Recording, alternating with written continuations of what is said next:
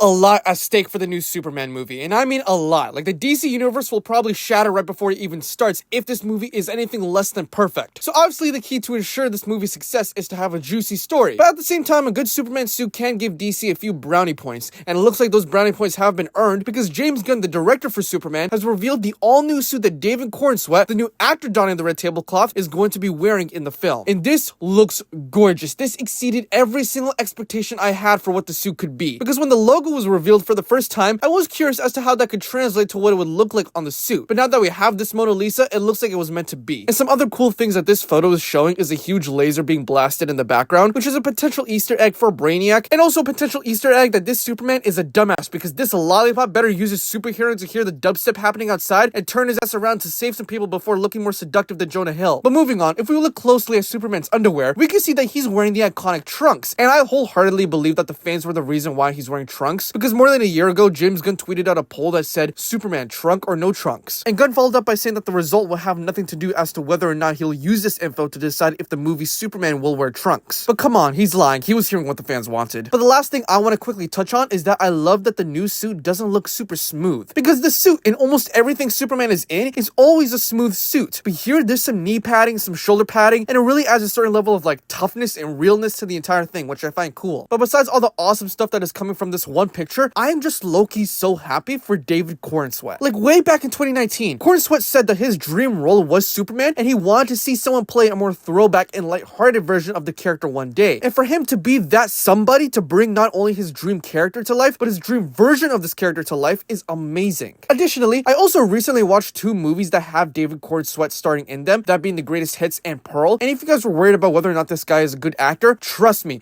this guy can act. Like, he is a fantastic performer, but also a fantastic artist. Because according to an interview that featured his co-stars for The Greatest Hits, they mentioned that Cornsweet is just obsessed with breaking down the script as much as he can, like Drake breaking down in tears after getting bodied by Kendrick in order to deliver the best performance possible. So yeah, it's not like he gets the script and just runs with it. And as a result, overall, this movie seems like it has so many boxes ticked so far to justify its success. But the biggest box that it needs to tick off is just to have a good story. And hopefully this movie can do that because, again, this is probably the most important DC movie that DC has ever made. But yeah, that's it. Bye.